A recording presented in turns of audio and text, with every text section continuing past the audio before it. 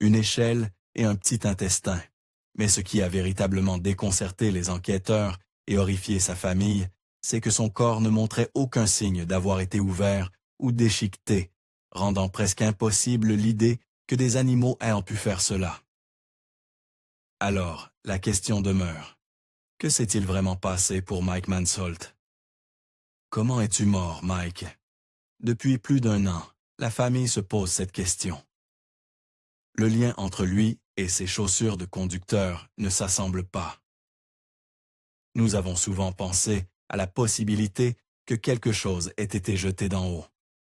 Mais nous sommes de retour dans la partie spéculative. Vous vous demandez peut-être comment un si jeune garçon a pu finir par voyager seul dans un autre pays?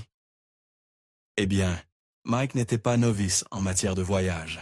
Il avait visité de nombreuses parties du monde depuis son enfance.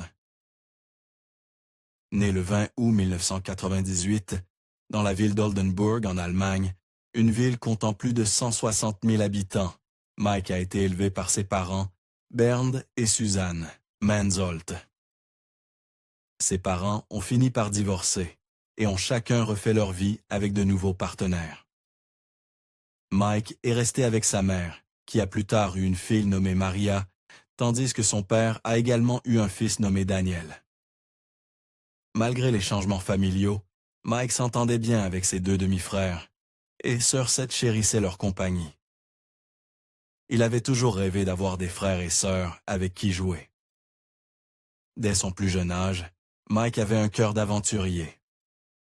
Il a hérité de son amour pour les voyages de son père, qui l'avait autrefois emmené dans une traversée de l'océan Atlantique en voilier. Un voyage qui a duré plus de 700 jours. Ils ont également exploré l'Islande, l'Écosse, les Caraïbes et bien d'autres endroits. Le père de Mike le décrivait comme un garçon gentil, poli et calme, même s'il était rempli de curiosité et d'émerveillement pour le monde.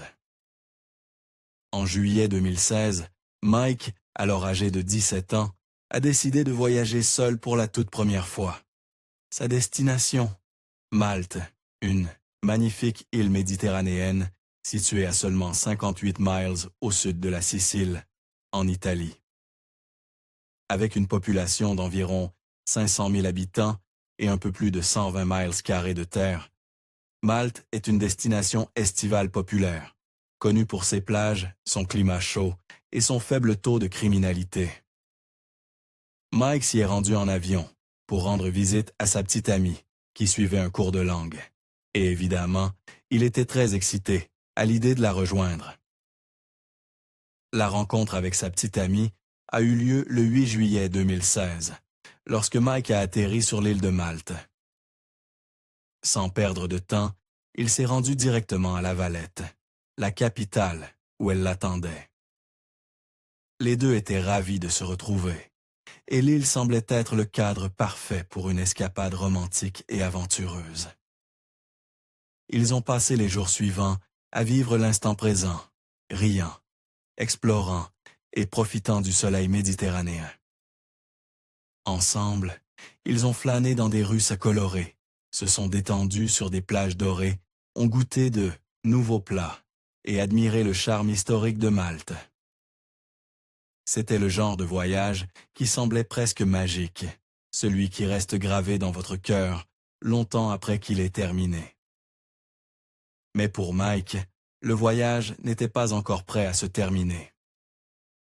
À l'approche du dernier jour, alors que sa petite amie se préparait à rentrer en Allemagne, Mike a eu un changement de cœur. Il a réalisé qu'il était tombé amoureux, non seulement de l'expérience, mais aussi de Malte elle-même. Il voulait plus de temps pour explorer ses recoins cachés, rencontrer de nouvelles personnes et continuer le voyage à sa manière. Alors, il a fait un choix.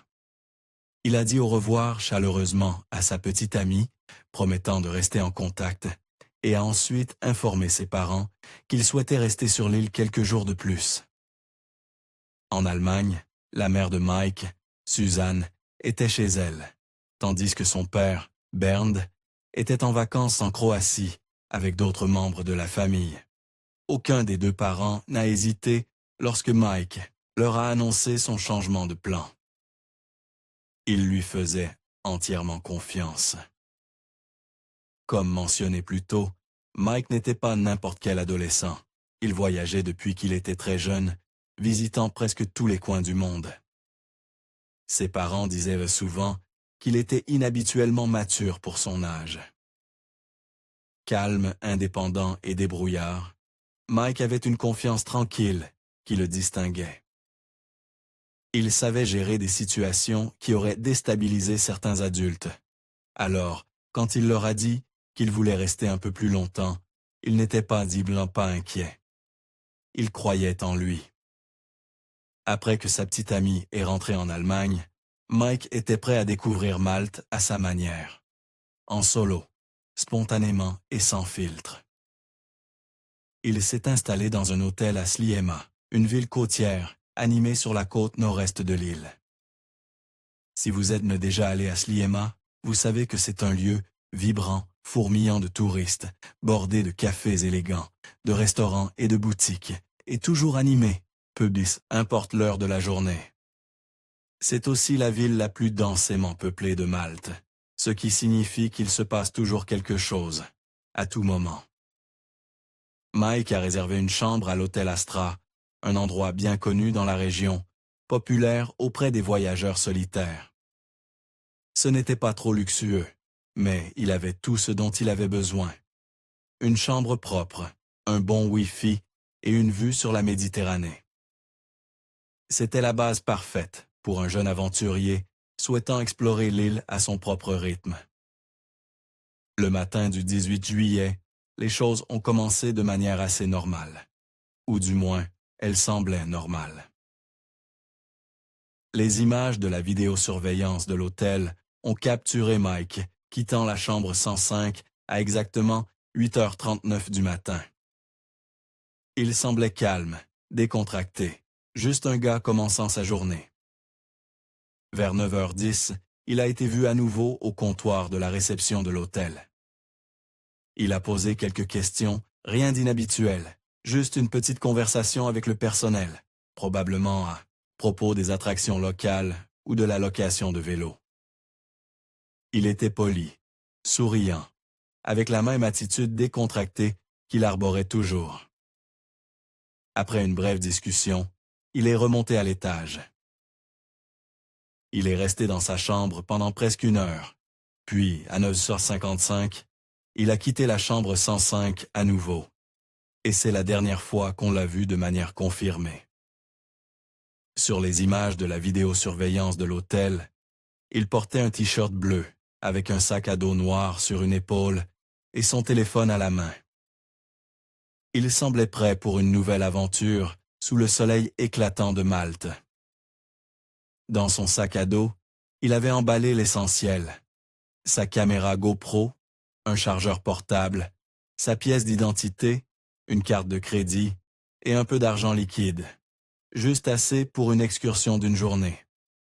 C'était une journée lumineuse et sans nuages. Le genre de journée qui vous donne envie d'explorer chaque recoin caché de l'île. De là, Mike a marché jusqu'à un port à proximité où il a loué un VTT. C'était un Lombardo bleu et noir, robuste, parfait pour les sentiers hors route. Quelques minutes plus tard, à exactement 10h11 ce matin-là, il a envoyé un message vocal à son père via WhatsApp. Sa voix semblait enjouée et détendue. Il parlait de la location du vélo et de son intention de faire le tour de l'île à vélo. Il a mentionné les collines escarpées et comment il devrait peut-être marcher avec le vélo dans certaines parties. Mike a même promis d'envoyer une photo bientôt, mais cette photo n'est jamais arrivée.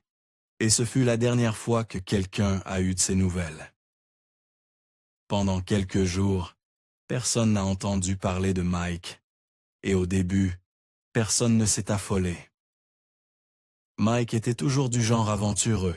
Il aimait explorer seul, s'imprégner de nouveaux endroits et vivre l'instant présent. Il n'était pas inhabituel qu'il reste silencieux pendant un moment. Avançons jusqu'au 22 juillet. C'était le jour où Mike était censé rentrer en Allemagne. sa mère Suzanne et sa sœur Maria se sont rendues à l'aéroport pour le récupérer. Elles se tenaient à la porte des arrivées, scrutant chaque visage qui passait, s'attendant à voir Mike arriver avec son sac à dos et un grand sourire. Mais Mike n'est jamais apparu. Au début, elles ont pensé qu'il avait peut-être eu une escale à Francfort et avait atterri là-bas à la place. Mais ensuite, l'anxiété de Suzanne s'est installée. Elle a essayé d'appeler le téléphone de Mike, mais il tombait directement sur la messagerie vocale. Elle a continué à appeler, espérant un résultat différent, mais c'était la même chose à chaque fois. Rien, son instinct lui disait que quelque chose n'allait pas. Elle a appelé la compagnie aérienne pour obtenir des réponses, et c'est là qu'elle a reçu un choc. Mike n'avait jamais embarqué dans l'avion. Il avait complètement manqué le vol. Maintenant, la panique s'installait. Suzanne s'est précipitée chez la police, déposant une déclaration de personne disparue dans les premières heures du 23 juillet. Les autorités ont immédiatement pris la situation au sérieux et ont mis les choses en branle, coordonnant avec la police maltaise. Alors que Suzanne essayait de rassembler les pièces du puzzle, une autre nouvelle choquante lui est parvenue. Un détective allemand travaillant sur l'affaire a reçu des informations des autorités maltaises. Il s'avère qu'il recherchait déjà Mike depuis des jours. Il avait en fait disparu bien avant que Suzanne ne réalise que quelque chose n'allait pas. Le 18 juillet, le jour même où il avait loué ce VTT. Mike n'avait jamais rendu le vélo, qu'il était censé ramener le lendemain. Il n'était également jamais revenu à l'hôtel Astra pour rendre sa chambre ou récupérer ses affaires. Inquiet, le gérant de l'hôtel avait signalé la disparition de Mike à la police maltaise le 20 juillet. Pendant que la recherche de Mike battait son plein, sa famille en Allemagne n'avait aucune idée de ce qui se passait à Malte. Personne des autorités maltaises ne les avait contactés au sujet de la disparition de Mike. Certains disent que c'était parce qu'ils n'avaient pas les coordonnées de la famille. D'autres prétendent que c'était simplement de la négligence. Quoi qu'il en soit, le père de Mike, Bernd, a été pris de court lorsqu'il l'a appris. Sans perdre de temps, il a interrompu ses vacances, a pris le frère de Mike, Daniel, et a sauté dans le premier vol pour Malte. Bien que la panique commençât à s'installer, Bernd essayait de rester calme, pensant que peut-être Mike avait manqué son vol, perdu son téléphone ou quelque chose comme ça. La famille gardait espoir, convaincue que Mike réapparaîtrait d'un moment à l'autre. Mais ce qui rongeait vraiment Bernd, c'était que le téléphone de Mike était éteint, et qu'il n'y avait aucun signe de lui nulle part. Bernd restait en contact constant avec les autorités et a même rejoint les recherches. La police a fouillé chaque recoin de Malte, vérifiant les ferries et les petits avions, tandis que des affiches avec le visage de Mike étaient placardées partout. Le 24 juillet 2016, Interpol est intervenu, et l'affaire est devenue internationale, avec l'Allemagne et Malte travaillant ensemble. Puis, le 26 juillet, 8 jours après la disparition de Mike, la police maltaise a reçu un tuyau anonyme. L'appelant a déclaré « Mike a été vu pour la dernière fois près des falaises de Dingley, haute de 820 pieds, un lieu prisé des touristes. Le type qui avait loué le vélo à Mike avait même mentionné que Mike avait parlé de visiter les catacombes de Rabat à proximité. Il était donc probable que Mike soit passé par là. » Une équipe complète a été envoyée sur les falaises. Des chiens renifleurs, des ambulanciers, des pompiers. Et Bernd et Daniel se sont précipités là-bas aussi.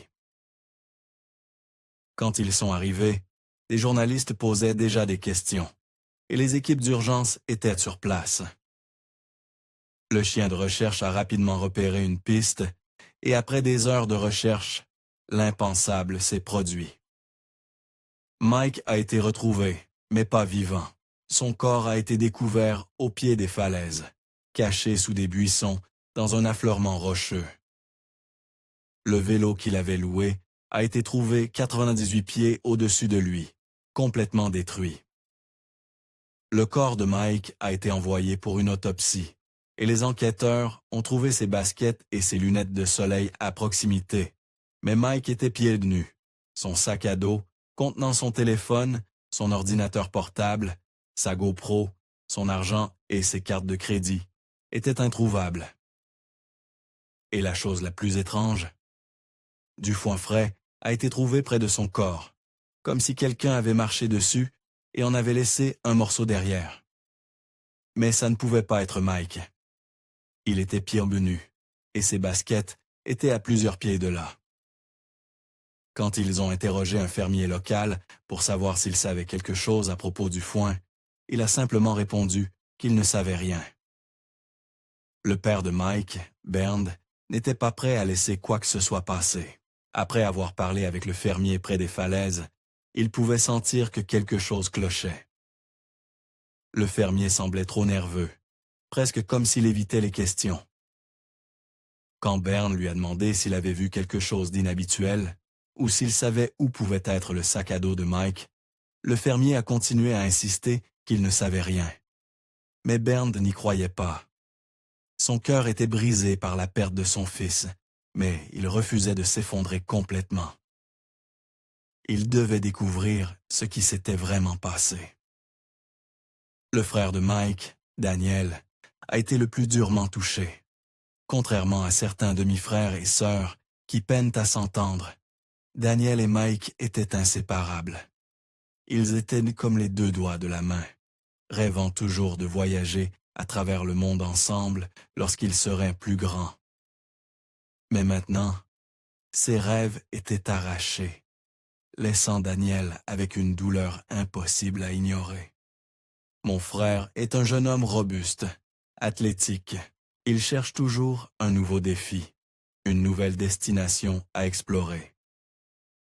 Et il est venu ici pour les vacances et pour découvrir cette belle île. Et il avait prévu de rentrer, et nous devons nous assurer qu'il rentre. Quand Suzanne, la mère de Mike, a appris la nouvelle dévastatrice, elle a eu l'impression d'être piégée dans un cauchemar dont elle ne pouvait s'échapper.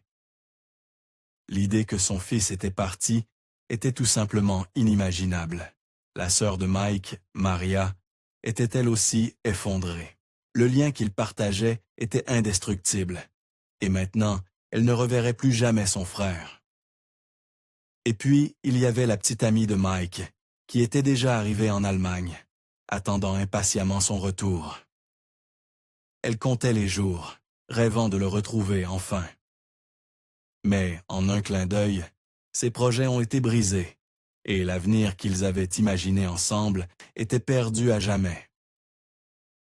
À l'époque, cette affaire n'a pas seulement secoué Malte, elle a bouleversé le monde entier. Avec un taux de criminalité relativement bas à Malte, quelque chose d'aussi tragique était complètement inédit. La nouvelle s'est répandue comme une traînée de poudre, captant l'attention des médias à Malte et en Allemagne. Mais à mesure que l'enquête creusait plus loin, des choses encore plus étranges et bizarres ont commencé à se révéler. Mike avait toujours été obsédé par le fait de documenter ses voyages. Filmant chaque instant, c'est pourquoi sa GoPro était si importante. S'il avait capturé quelque chose ce dernier jour, cela aurait pu être la pièce manquante pour résoudre l'affaire. Mais quand le corps de Mike a été retrouvé, seuls 3 objets ont été récupérés. Ses baskets, ses lunettes de soleil et l'étui de la GoPro. L'étui était attaché à sa ceinture, mais personne ne savait s'il était vide ou si la caméra était à l'intérieur. La GoPro elle-même, introuvable. Dès que Bernd, le père de Mike, est arrivé à Malte, il a immédiatement posé des questions sur la GoPro. L'enquêtrice principale lui a dit qu'elle avait vu l'étui de la GoPro à la ceinture de Mike et qu'il avait été catalogué. Mais quand Bernd est allé vérifier à l'hôtel Astra, où Mike séjournait, toutes les affaires de Mike lui ont été remises, sauf l'étui de la GoPro. Ça ne collait pas. Bernd ne pouvait se débarrasser du sentiment que Mike avait pris l'étui avec lui, et que la caméra, contenant peut-être des images cruciales, pourrait être la clé pour tout démêler. Mais le lendemain, les choses sont devenues encore plus étranges. Tous, les officiers de police impliqués dans l'enquête, ont soudainement nié avoir jamais vu l'étui de la caméra. Ils ont affirmé que rien de tel n'avait été collecté. Bernd était abasourdi. Comment pouvait-il le nier alors que l'enquêtrice principale elle-même l'avait confirmé?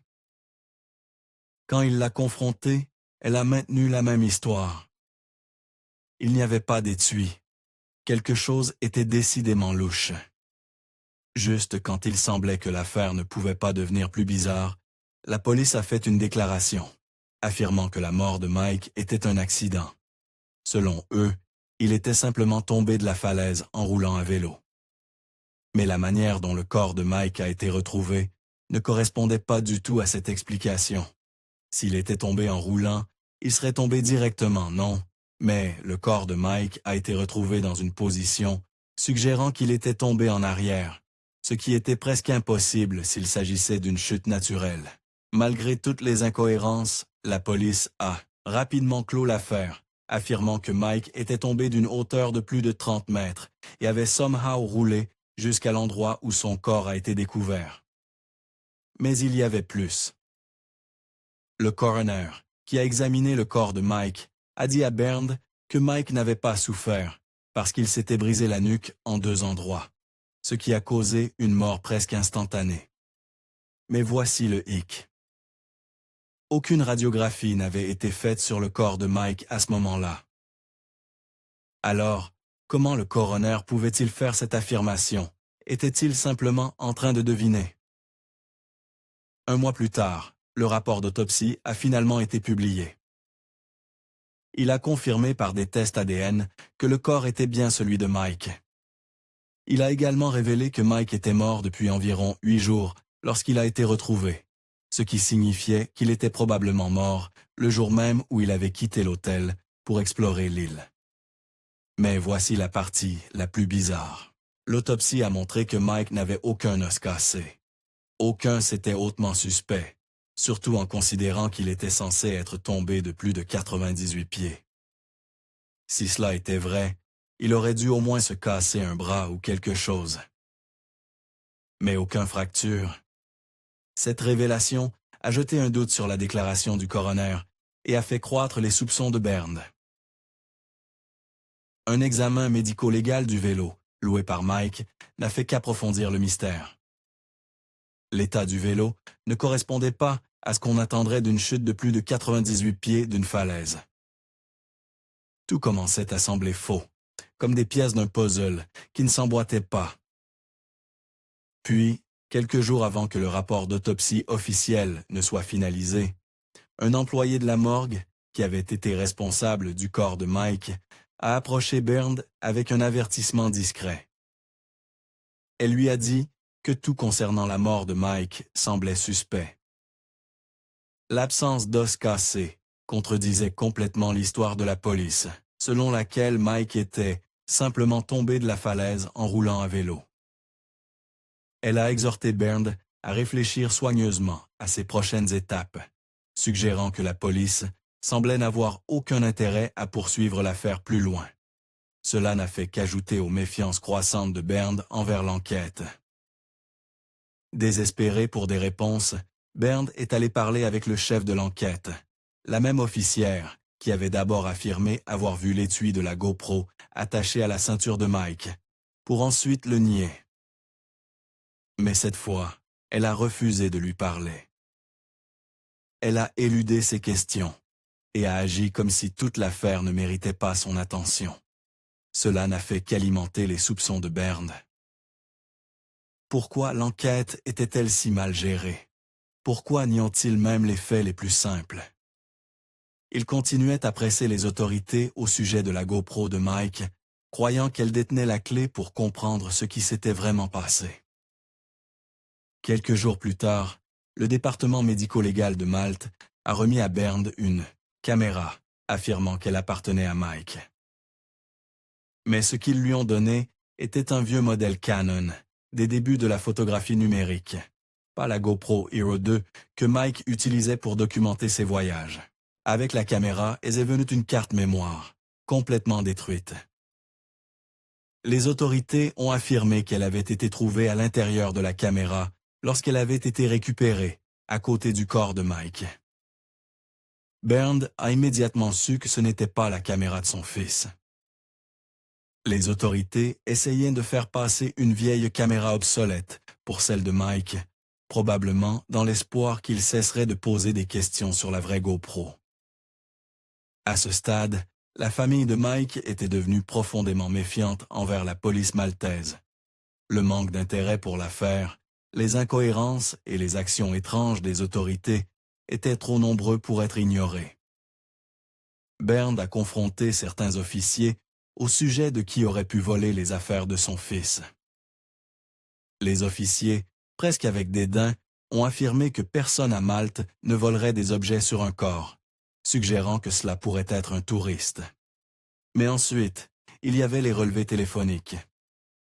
La police a affirmé avoir extrait des données de localisation du fournisseur de téléphonie de Mike, pour finalement déclarer qu'il n'avait absolument rien trouvé. Aucun enregistrement, aucune trace. Tout semblait tourner en rond, frustré par les incohérences, le manque de progrès et le sentiment croissant que quelque chose était caché. Bernd était prêt à porter de sérieuses accusations contre les autorités. Mais, avant qu'il ne puisse agir, il a dû retourner en Allemagne pour organiser les funérailles de son fils et gérer les conséquences déchirantes de la tragédie. Le corps de Mike est arrivé en Allemagne le 17 août 2016, et ce qui était censé être un moment de deuil a rapidement viré à quelque chose digne d'un documentaire sur un crime réel.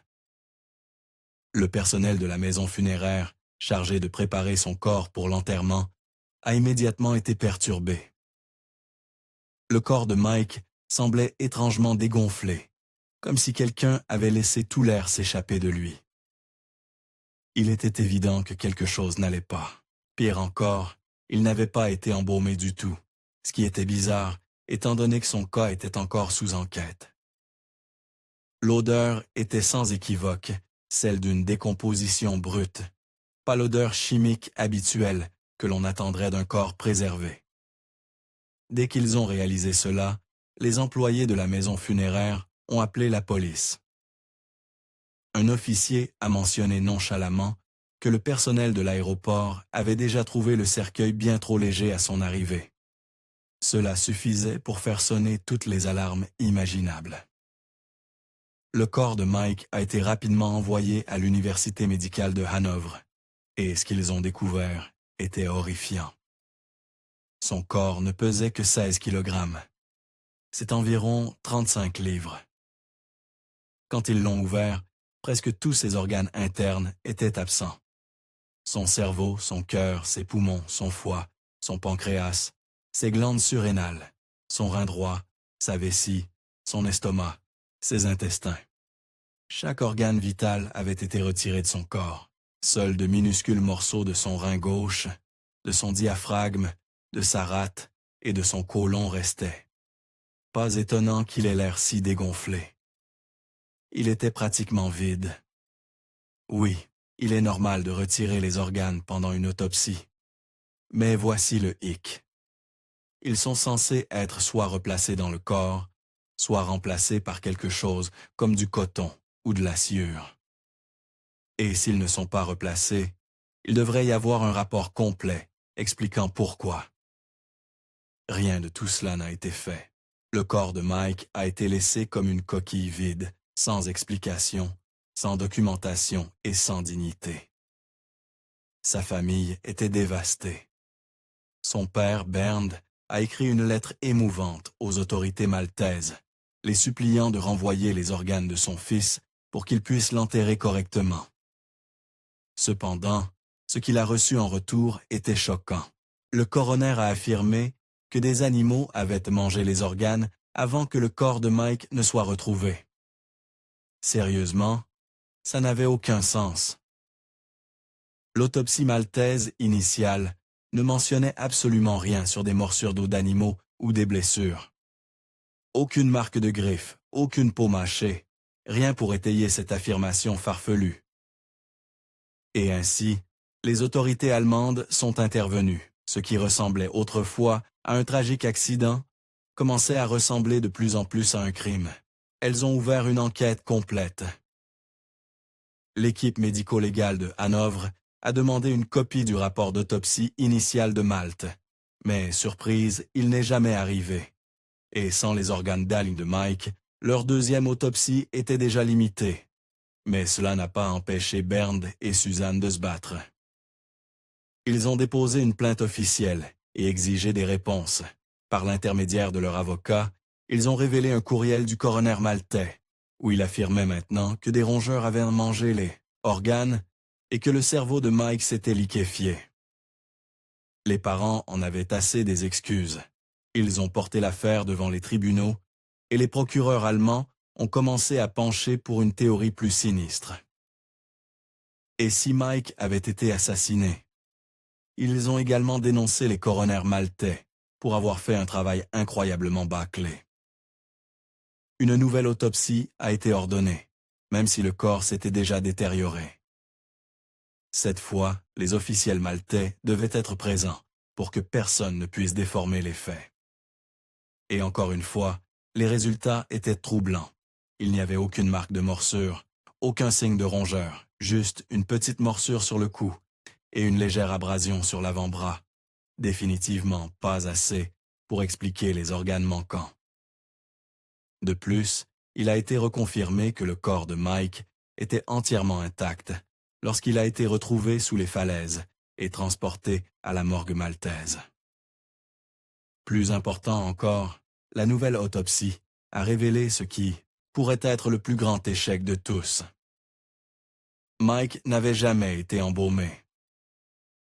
À cause de cela, son corps s'était trop décomposé, détruisant toute preuve restante qui aurait pu indiquer ce qui s'était vraiment passé. Pour couronner le tout, il n'y avait absolument aucune preuve que Mike était mort en tombant des falaises. Rien ne correspondait à l'histoire que Malte avait poussée.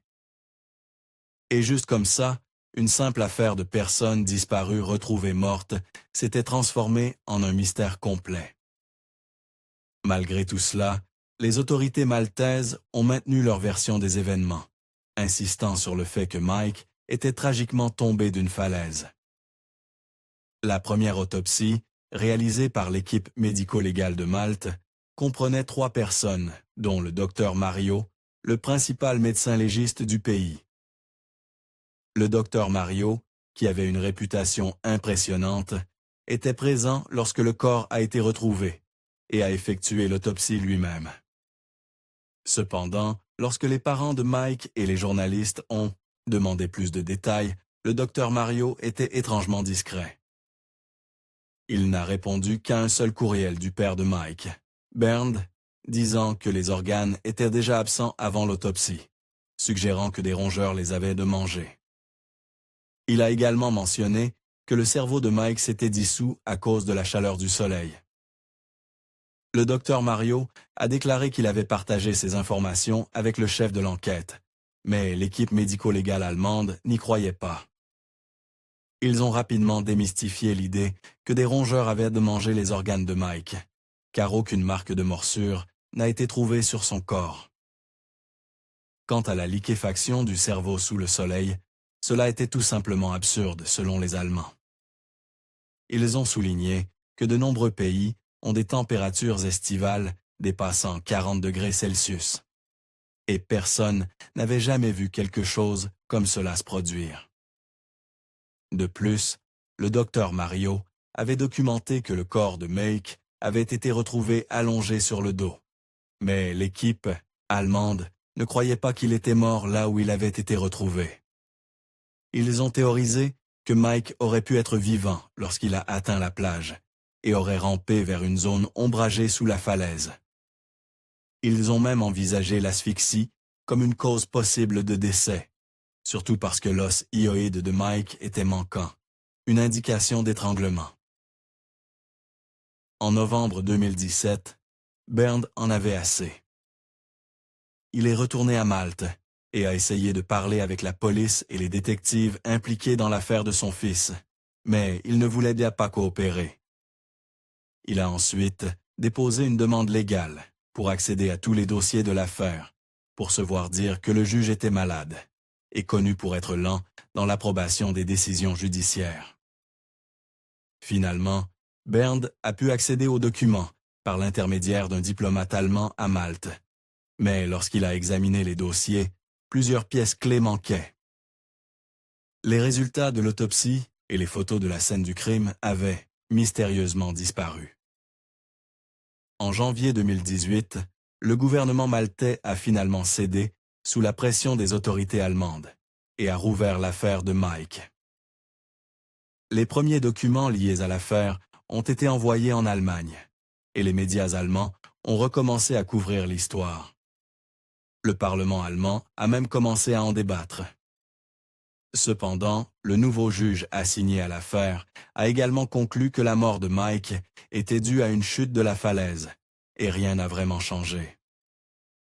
Les autorités allemandes, malgré les nombreuses incohérences dans l'affaire, se sont retrouvées dans une impasse avec les preuves limitées dont elles disposaient. La plupart des personnes qui ont analysé l'affaire, pleine de trous et de négligence de la part des diplomates, des enquêteurs et des journalistes, ont de sérieux doutes sur le verdict officiel des autorités maltaises. Bernd est devenu épuisé et découragé par toute cette négligence et a décidé d'arrêter de chercher plus de réponses. Il a